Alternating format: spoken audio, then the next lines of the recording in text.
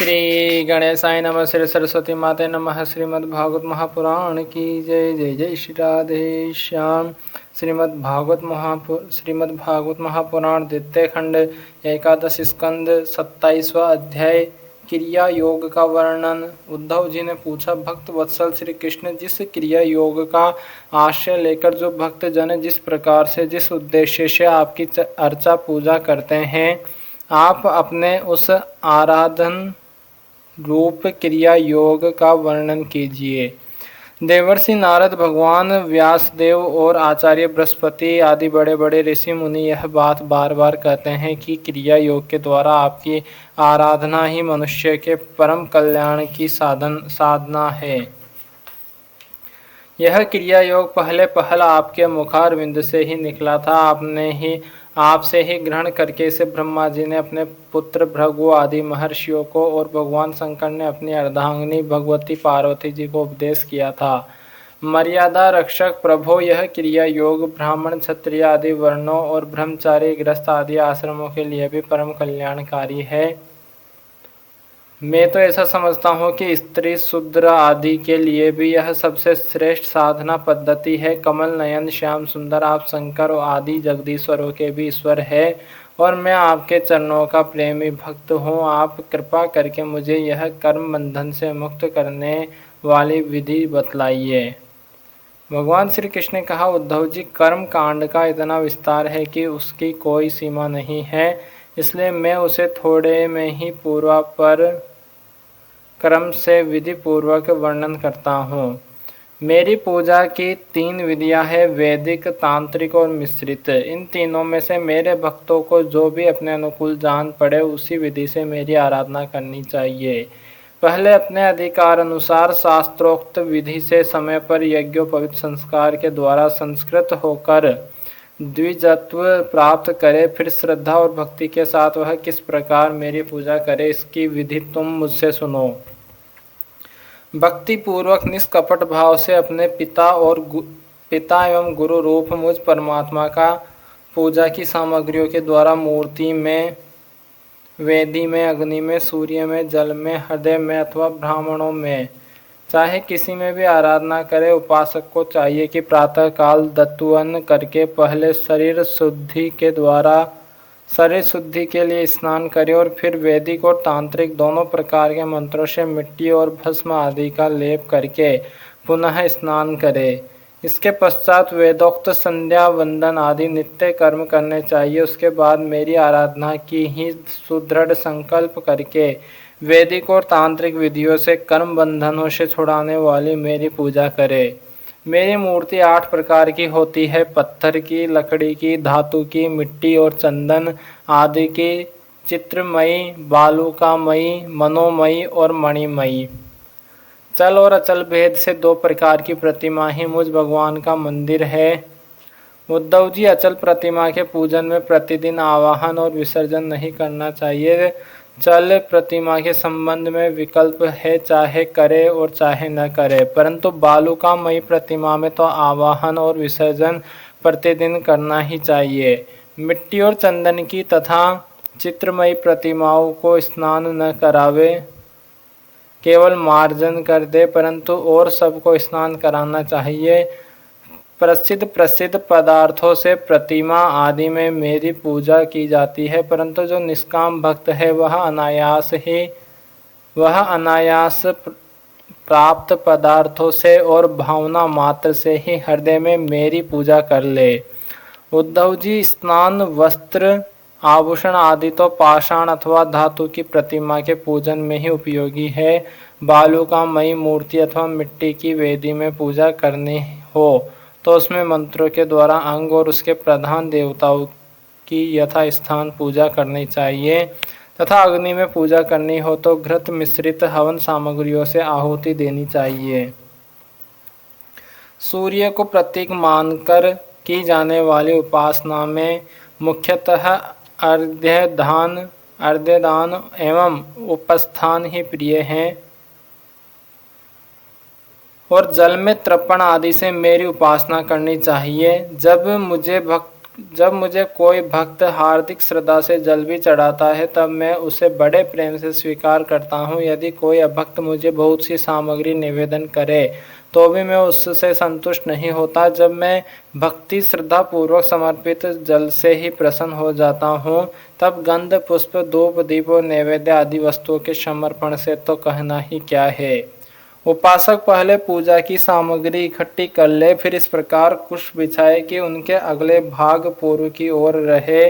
तदंतर पूर्व या उत्तर की ओर मुंह करके पवित्रता से उन कुशों के आसन पर बैठ जाए। यदि प्रतिमा अचल हो तो उसके सामने ही बैठना चाहिए। इसके बाद पूजा कार्य प्रारंभ करे।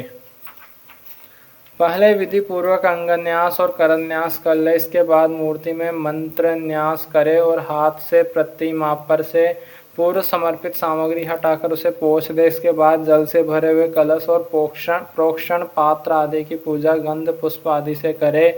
प्रोक्षण पात्र के जल से पूजा सामग्री और अपने शरीर का प्रोक्षण कर ले। तदंतर पाद्य अर्ध्य और आचमन के लिए तीन पात्रों में कलश में से जल भरकर रख ले और उनमें पूजा पद्धति के अनुसार सामग्री डाले।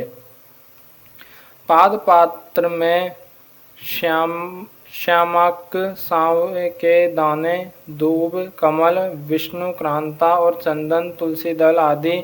अर्घ्य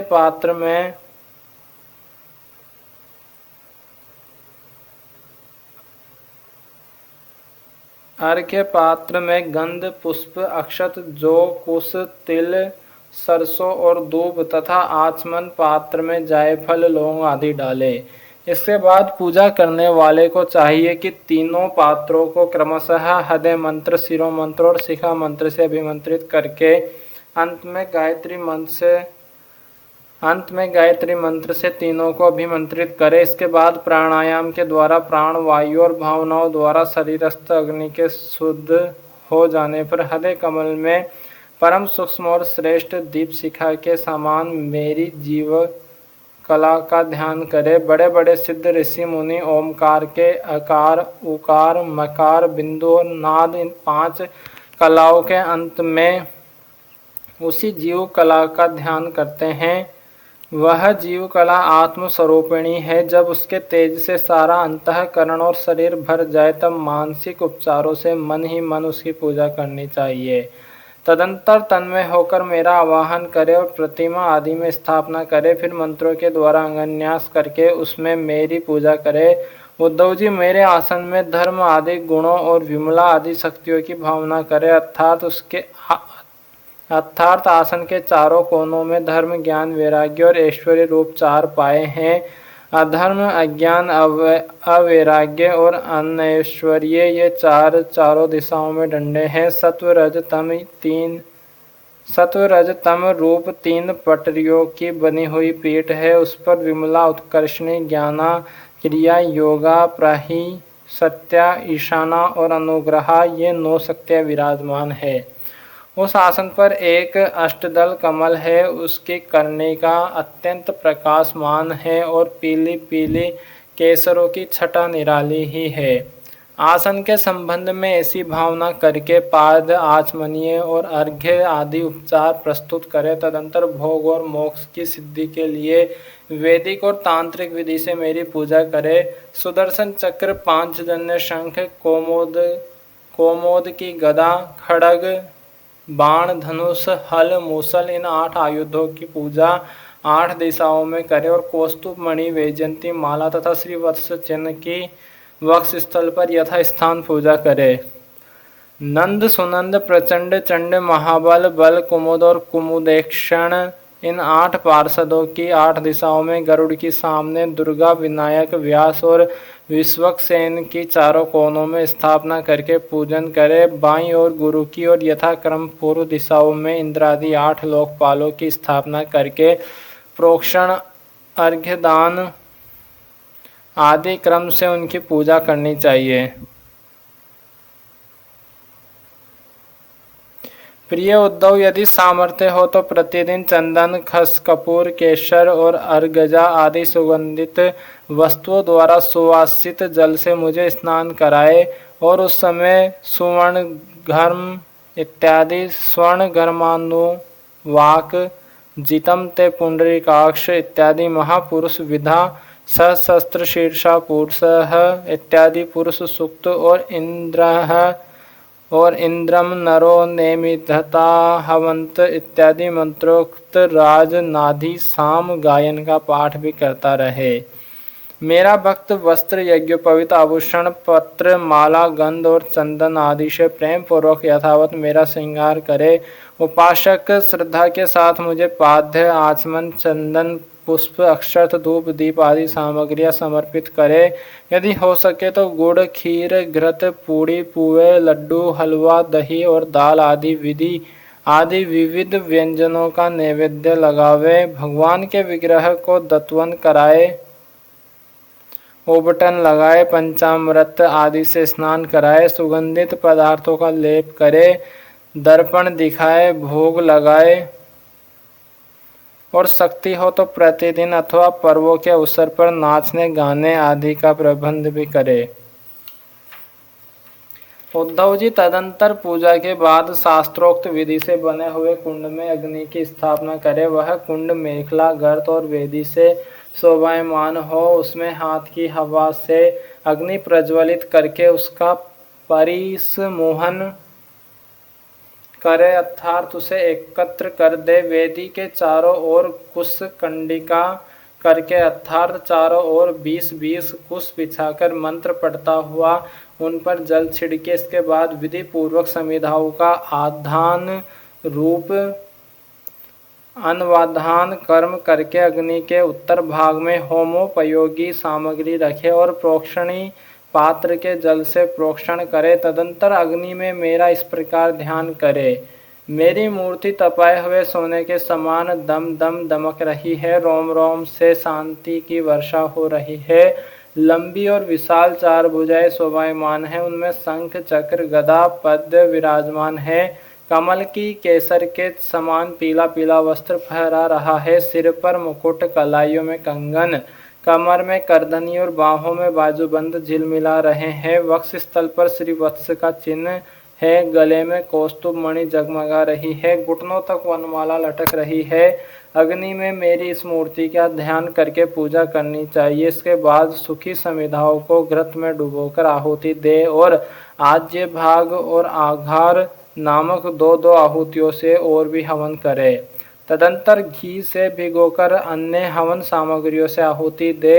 इसके बाद अपने इष्ट मंत्र से अथवा ओम नमो नारायणाय इस अष्टाक्षर मंत्र से तथा पुरुष सूक्त के 16 मंत्रों से हवन करे। बुद्धिमान पुरुष को चाहिए कि धर्म आदि देवताओं के लिए भी विधि पूर्वक मंत्रों से हवन करे और स्विष्ट कृत आहुति भी दे। इस प्रकार अग्नि में अंतर्यामी रूप से स्थित भगवान की पूजा करके उन्हें नमस्कार करे और नंद सुनंद आदि पार्षदों को 8 दिशाओं में हवन कर्मांग बलि दे। तदंतर प्रतिमा के सम्मुख बैठकर पर ब्रह्म स्वरूप भगवान नारायण का स्मरण करे और भगवत स्वरूप मूल मंत्र ओम नमो नारायणाय का जप करे। इसके बाद भगवान को आचमन करावे और उनका प्रसाद विश्वक्सेन को निवेदन करे। इसके पश्चात अपने इष्ट देव की सेवा में सुगंधित तांबूल आदि मुखवास उपस्थित करे तथा पुष्पांजलि समर्पित करे। मेरी लीलाओं को गावे और उनका वर्णन करे और मेरी ही लीलाओं का अभिनय करे। यह सब करते समय प्रेमोन्मत्त होकर नाचने लगे। मेरी लीला कथाएं स्वयं सुने और दूसरों को सुनावे। कुछ समय तक संसार और उसके झगड़ों को भूलकर मुझ में ही तन्मय हो जाए। प्राचीन ऋषियों के द्वारा अथवा प्राकृत भक्तों के द्वारा बनाए हुए छोटे बड़े स्तव और स्तोत्रों से मेरी स्तुति करके प्रार्थना करे। भगवान आप मुझ पर प्रसन्न हो, मुझे अपने कृपा प्रसाद से सराबोर कर दे। तदंतर दंडवत प्रणाम करे, अपना सिर मेरे चरणों पर रख दे और अपने दोनों हाथों से दाएं से और दाहिना और बाएं से बायां चरण पकड़कर कहे, भगवान इस संसार सागर में मैं डूब रहा हूँ। मृत्यु रूप मगर मेरा पीछा कर रहा है। मैं डरकर आपकी शरण में आया हूँ, प्रभु आप मेरी रक्षा कीजिए। इस प्रकार स्तुति करके मुझे समर्पित की हुई माला आदर के साथ अपने सिर पर रखे और उसे मेरा दिया हुआ प्रसाद समझे। यदि विसर्जन करना हो तो ऐसी भावना करनी चाहिए कि प्रतिमा से एक दिव्य ज्योति निकली है और वह मेरी हृदयस्थ ज्योति में लीन हो गई है। बस यही विसर्जन है उद्धव जी। प्रतिमा आदि में जब जहाँ श्रद्धा हो तब तहाँ मेरी पूजा करनी चाहिए, क्योंकि मैं सर्वात्मा हूँ और समस्त प्राणियों में तथा अपने हृदय में भी स्थित हूँ। उद्धव जी, जो मनुष्य इस प्रकार वैदिक तांत्रिक क्रिया योग के द्वारा मेरी पूजा करता है वह इस लोक और परलोक में मुझसे अभिष्ट सिद्धि प्राप्त करता है। यदि शक्ति हो तो उपासक सुंदर और सुदृढ़ मंदिर बनवाए और उसमें मेरी प्रतिमा स्थापित करे, सुंदर सुंदर फूलों के बगीचे लगवा दे, नित्य की पूजा, पर्व की यात्रा और बड़े बड़े उत्सवों की व्यवस्था कर दे। जो मनुष्य पर्वों के उत्सव और प्रतिदिन की पूजा लगातार चलने के लिए खेत, बाजार, नगर अथवा गांव मेरे नाम पर समर्पित कर देते हैं, उन्हें मेरे समान ऐश्वर्य की प्राप्ति होती है। मेरी मूर्ति की प्रतिष्ठा करने से पृथ्वी का एक छत्र राज्य, मंदिर निर्माण से त्रिलोकी का राज्य, पूजा आदि की व्यवस्था करने से ब्रह्मलोक और तीनों के द्वारा मेरी समानता प्राप्त होती है। जो निष्काम भाव से मेरी पूजा करता है उसे मेरा भक्ति योग प्राप्त हो जाता है और उस निरपेक्ष भक्ति योग के द्वारा वह स्वयं मुझे प्राप्त कर लेता है। जो अपनी दी हुई या दूसरे की दी हुई देवता और ब्राह्मण की जीविका हरण कर लेता है वह करोड़ों वर्षों तक विष्ठा का कीड़ा होता है। जो लोग ऐसे कामों में सहायता, प्रेरणा अथवा अनुमोदन करते हैं वे भी मरने के बाद प्राप्त करने वाले के समान ही फल के भागीदार होते हैं। यदि उनका हाथ अधिक रहा तो फल भी उन्हें अधिक ही मिलता है। श्री सीताराम भगवान की जय, श्री राधे श्याम जी सरकार की जय, हनुमान जी महाराज की जय, उमापति महादेव भगवान की जय, श्री लाडली जो सरकार की जय, श्री वृंदावन बिहारी लाल की जय, श्री सतगुरुदेव भगवान की जय, अपने अपने माता पिता की जय, गौ माता की जय, सनातन धर्म की जय, भूदेव ब्राह्मण की जय, भूदेव संतन की जय, विरक्त ब्राह्मण की जय, विरक्त संतन की जय, सभी पितरन की जय, श्री सुखदेव जी महाराज की